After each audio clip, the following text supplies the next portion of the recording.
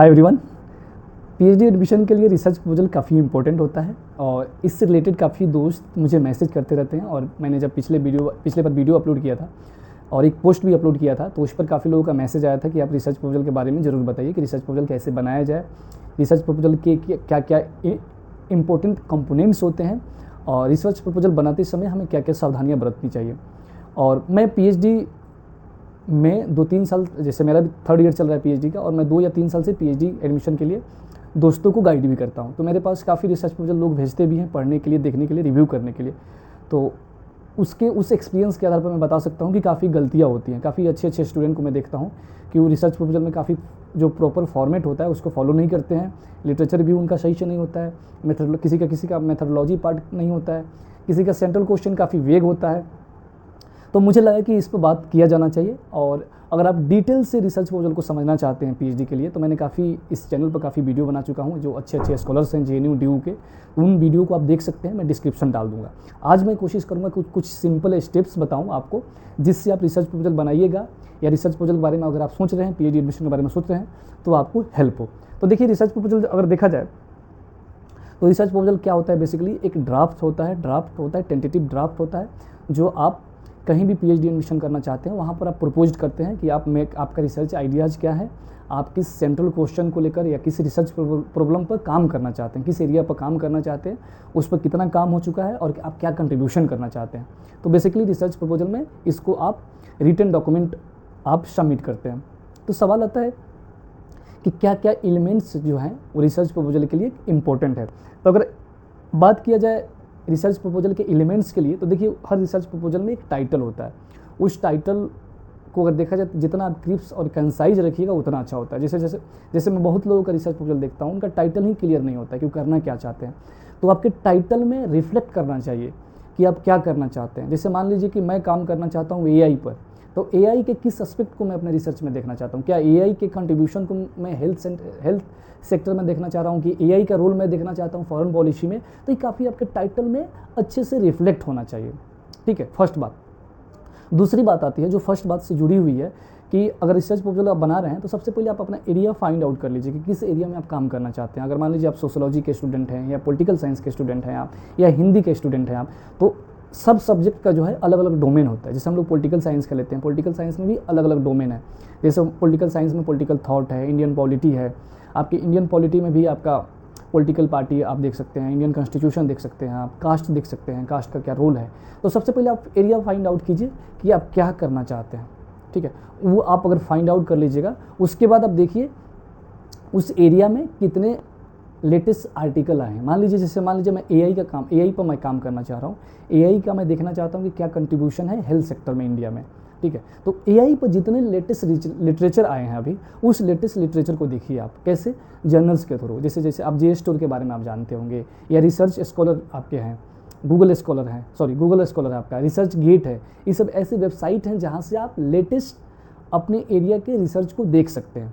हम लोग गलती क्या करते हैं, जैसे मैं बहुत दोस्तों से बात करता हूँ रिसर्च प्रपोजल को लेकर, तो मैं देखता हूँ कि उनकी गलतियाँ क्या होती है कि कभी कभी एरिया सही से फाइंड आउट नहीं करते हैं। कभी बोलते हैं कि स्टूडेंट पॉलिटिक्स पर काम करना चाहता हूँ, कभी बोलते हैं कि मैं कास्ट पर काम करना चाहता हूँ, कभी बोलते हैं कि नहीं अब इंडियन कॉन्स्टिट्यूशन पर काम करेंगे। तो सबसे पहले आप एक एरिया फाइंड आउट कीजिए, 1 या 2 एरिया फाइंड आउट कीजिए आप अगर इनिशियल स्टेज में है, और उस पर कुछ लिटरेचर पढ़िए।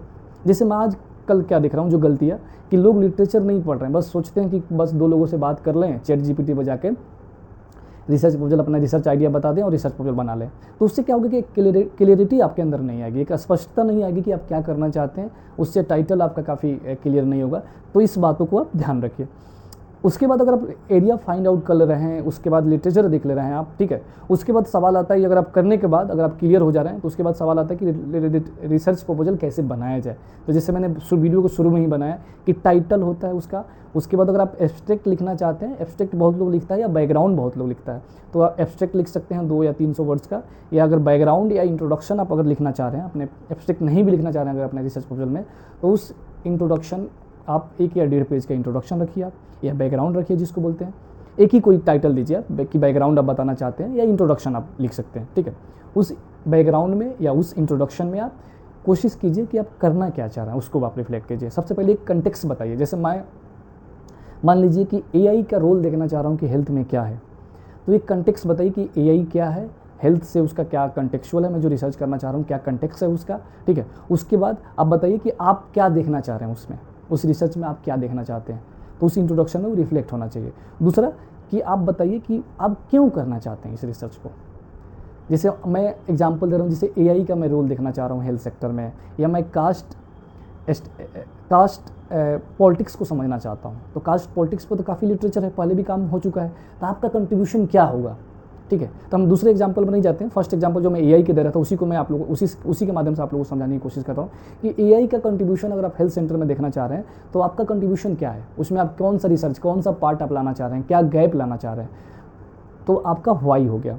तीसरा जो इंपॉर्टेंट होता है इंट्रोडक्शन के लिए कि आप बताइए कि आप कैसे कीजिएगा, डेटा कैसे कलेक्ट कीजिएगा। जैसे मान लीजिए मैं हेल्थ सेक्टर में काम करना चाह रहा हूँ, एआई का रोल देखना चाह रहा हूँ, तो मैं डेटा कैसे कलेक्ट करूँगा उसको बताना पड़ेगा, जिसको हम लोग मेथडोलॉजी बोलते हैं। तो ये 3 चीज़ों को अगर आप अपने इंट्रोडक्शन में अच्छे से रिफ्लेक्ट कीजिएगा, अच्छे से लिखिएगा, डेफिनेटली आपका रिसर्च प्रपोजल का शुरुआत काफ़ी अच्छे से होगा और एक काफ़ी अच्छा इंप्रेशन बनेगा, ठीक है।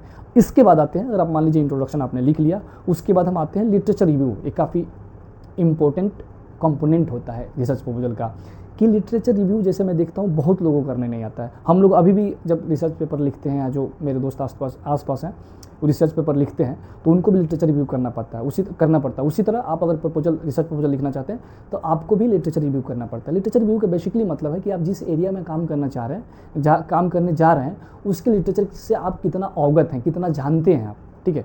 वो जानना इसलिए ज़रूरी है कि आप बता पाएँ कि आप क्या कंट्रीब्यूशन करना चाह रहे हैं। जैसे मान लो मैं एआई पर काम करना चाह रहा हूँ, अब मैं ऐसा काम करूँ जो पहले हो चुका हूँ, तो उस काम का कोई मतलब नहीं है। इसलिए आपको लेटेस्ट एआई से रिलेटेड जितना रिसर्च हुआ है या कोई डिजर्टेशन हुआ, लिखा गया, उस पर थीसिस लिखा गया, तो उसके बारे में आप ज़रूर जानिए।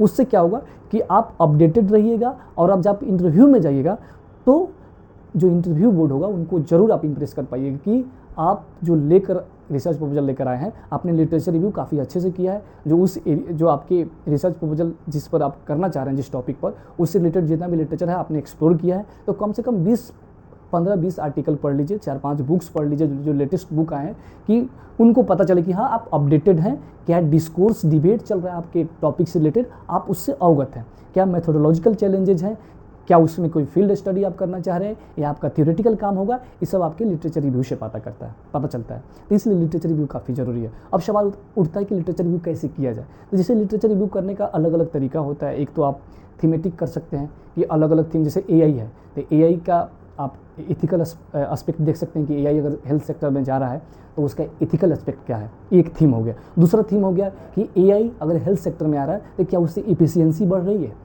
तीसरा हो सकता है थीम इसमें कि क्या एआई के आने के कारण जो पेशेंट्स हैं उनकी जो कंसर्न था, उनको लेकर जो उनका इलाज हो रहा था उसमें क्या सुधार हुआ है, उनकी एक्सेसिबिलिटी एआई के कारण बढ़ी है, उनका इलाज करना आसान हुआ है। ये तीसरा थीम हो सकता है। उसी तरह अलग अलग आप थीम देख सकते हैं जिस टॉपिक पर आप रिसर्च प्रपोजल बनाना चाहते हैं। तो ये जो थीम जो होता है ना, थीम आपका जब आप लिटरेचर पढ़ते हैं तो उसी समय थीम फाइंड आउट करने की कोशिश कीजिए कि आपका जो रिसर्च करना चाह रहे हैं उसमें कौन कौन सा थीम आ रहा है, ठीक है। जैसे मैं कास्ट पर काम करूँगा या कॉन्स्टिट्यूशन पर काम करूँगा, तो कॉन्स्टिट्यूशन तो एक ब्रॉडर टॉपिक हो गया, उससे रिलेटेड अलग अलग आपके थीम आएंगे। जैसे कॉन्स्टिट्यूशन में आपका आएगा सेपरेशन ऑफ पावर आ सकता है, उसी तरह आपके जुडिशियरी आ सकता है, ये अलग अलग थीम है कॉन्स्टिट्यूशन के अंदर। तो जब आप रिसर्च प्रपोजल बना रहे हैं, लिटरेचर रिव्यू कर रहे हैं, 3 बातों को ध्यान रखिए। या आप क्रोनोलॉजिकल कर सकते हैं। मान लीजिए आप हिस्टोरिकल रिसर्च प्रपोजल बना रहे हो कि हिस्टोरिकल टॉपिक पर, तो आप क्रोनोलॉजिकली कर सकते हो कि हाँ आप 80 से 85, मान लो 18th सेंचुरी से 19th सेंचुरी तक लिटरेचर देख सकते हो अपने टॉपिक का, 19th सेंचुरी से आप 20th सेंचुरी तक जो लिटरेचर है आपके टॉपिक से रिलेटेड उसको देख सकते हैं। उस वे से आप लिटरेचर रिव्यू कर सकते हैं। और कोशिश कीजिए कि लिटरेचर रिव्यू में क्या करते हैं कि हम लोग समरी लिख देते हैं। अगर समरी लिख रहे हैं तो उसमें कोई बुराई नहीं है, लेकिन उससे अच्छा होगा कि आप कोशिश कीजिए कि जो उस एरिया के अलग अलग जो स्कॉलर हैं उनमें एक इंटरेक्शन कराइए कि आप इनका आर्गूमेंट ऐसा है, इनका आर्गूमेंट ऐसा है और इसमें ऐसा गैप है। तो लास्ट में आप क्या कीजिए कि लिटरेचर गैप आप लिख दीजिए कि ऐसा गैप है, इस गैप को मैं भरने की कोशिश करूँगा इस रिसर्च जर्नी के थ्रू, इस PhD जर्नी के थ्रू। उसके बाद बात की जाए मेथडोलॉजी की। मेथडोलॉजी काफ़ी इंपॉर्टेंट होता है। और देखिए मेथडोलॉजी में क्या होता है कि हमें मास्टर्स में अच्छे से नहीं पढ़ा जाता, तो मेथोडोलॉजी को लेकर काफ़ी कॉन्फिडेंस भी नहीं होते। लेकिन मेथोडोलॉजी काफ़ी इंपॉर्टेंट होता है आपके पीएचडी जर्नी के लिए और रिसर्च प्रपोजल के लिए। तो कोशिश कीजिए कि कोई एक बेसिक बुक आप मेथोडोलॉजी पर रिसर्च मेथोडोलॉजी पर पढ़ लीजिए कि एक आपको आइडिया हो जाए कि रिसर्च मेथोडोलॉजी क्या होता है, मेथड्स क्या होते हैं, टूल्स क्या होते हैं, अलग अलग रिसर्च टूल्स, इंस्ट्रूमेंट्स क्या होते हैं। तो आप इंटरव्यू में जाइएगा, इंडिया के किसी भी कोने में, कहीं भी सेंट्रल यूनिवर्सिटी में या स्टेट यूनिवर्सिटी में आप इंटरव्यू देने जाइएगा, तो आप देखिएगा कि आप अपने को अच्छे से प्रेजेंट कर पाइएगा, क्योंकि रिसर्च मेथोडोलॉजी से इंटरव्यू में क्वेश्चन पूछे जाते हैं।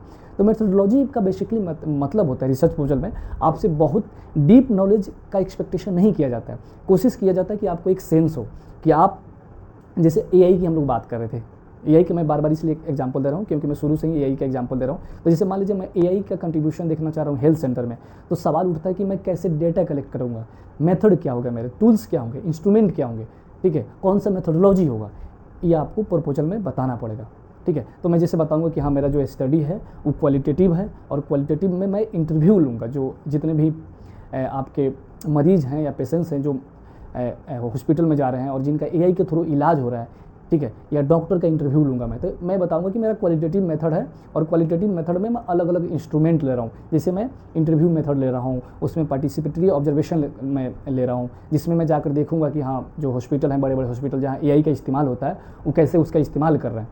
ठीक है, तो आप एक मेथडोलॉजी में बताइएगा कि हाँ आपका मेथडोलॉजी से क्या मतलब है, कौन सा मेथडोलॉजी ले रहे हैं आप, आपका इंस्ट्रूमेंट क्या है, टूल्स क्या है, ठीक है, डेटा कलेक्ट करने का सोर्सेज क्या है, आपके प्राइमरी सोर्सेज हैं या सेकेंडरी सोर्सेज है, अगर प्राइमरी सोर्सेज है तो आपका फील्ड साइट क्या होगा। इसको जितने अच्छे से आप अपने मेथडोलॉजी वाले सेक्शन में रिफ्लेक्ट कीजिएगा, आपका इंप्रेशन काफ़ी अच्छा जाएगा। होपफुली आप लोग मेरे बातों को समझ पा रहे होंगे, मैं जो कम्युनिकेट करने की कोशिश कर रहा हूँ।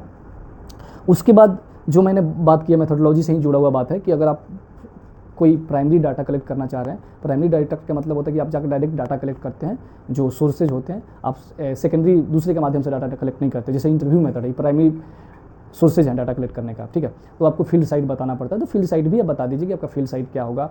उसके बाद हम आते हैं रिसर्च प्रपोजल में कि स्टेटमेंट ऑफ आप पर्पस जो है, पर्पस बोलिए, ऑब्जेक्टिव बोलिए, उसको लिख दीजिए कि आपका ऑब्जेक्टिव पर्पस क्या है इस आपके रिसर्च जो आप करना चाह रहे हैं उसका। उसी तरह आप सेंट्रल क्वेश्चन आप लिख लीजिए। सेंट्रल क्वेश्चन जब आप लिटरेचर रिव्यू कीजिएगा तो आपका जो गैप होगा, लिटरेचर गैप होगा, वहीं से आपका सेंट्रल क्वेश्चन बनेगा कि आप करना क्या। क्वेश्चन की बात कर रहे थे, तो सेंट्रल क्वेश्चन भी जो है आपका, या जिसको रिसर्च प्रॉब्लम कहा जाता है, वो आप लिटरेचर जब पढ़िएगा आप अपने एरिया में, जैसे मान लीजिए मैं एआई पर काम करना चाहता हूँ, तो जब मैं एआई पर लिटरेचर पढ़ूंगा तो मुझे खुद सेंस होगा कि कहाँ गैप है, कहाँ मेथोडोलॉजिकल गैप है। जैसे मान लीजिए एआई पर कोई काम हुआ है, वहाँ पर 10 सैम्पलिंग लिया है उसने, या जो फील्ड साइट किया है, आपको लग रहा है कि वो फील्ड साइट एडिक्वेट नहीं है, या सैम्पलिंग जो 10 लिया है वो ज़्यादा नहीं है, वहाँ पर कम है, वहाँ पर सैम्पलिंग कम से कम 50 लेना चाहिए। तो ये सब आप गैप देखते हैं, वहाँ से आपका रिसर्च प्रॉब्लम निकल के आता है कि आप रिसर्च करना क्या चाहते हैं, तो आप रिसर्च क्वेश्चन लिखते हैं। उसके बाद कोशिश कीजिए कि आप लिमिटेशन बता दीजिए या रेशनल या स्कोप बता दीजिए अपने रिसर्च प्रपोजल का, कि आपका जो स्कोप जो है या लिमिटेशन क्या है आपका। आप अगर जो स्टडी करना चाहते हैं, अगर उसमें कोई आपको लग रहा है कि हाँ इसका लिमिटेशन है, जैसे मान लीजिए मैं बिहार में काम करना चाहता हूँ, तो मैं बताऊंगा कि हाँ बिहार में जो मैं कास्ट पर काम करना चाहता हूँ तो मुझे कुछ लिमिटेशन है। मैं अगर मान लीजिए किसी एससी कम्युनिटी पर काम करना चाह रहा हूँ तो कुछ इथिकल इशूज़ हो सकते हैं, या डेटा कलेक्ट करने में कुछ लिमिटेशन मुझे दिख रहा है, तो उस लिमिटेशन को भी अगर आप बता सकते हैं, ठीक है।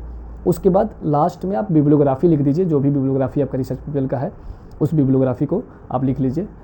एमएलए साइट में या शिकागो साइट में एक ही स्टाइल में कोई उस बिब्लियोग्राफी को आप लिख दीजिए, या जिसको रेफरेंसेज बोलते हैं, रेफरेंसेज को लिख दीजिए। तो मेरे हिसाब से रिसर्च प्रपोजल का मुझे कुछ कंपोनेंट्स था, या रिसर्च प्रपोजल कैसे लिखा जाना चाहिए, मैंने इस वीडियो में उसको कवर करने की कोशिश किया। कुछ एक दो पॉइंट हो सकता है छूट गया हो, तो आप लोग ज़रूर बताइएगा।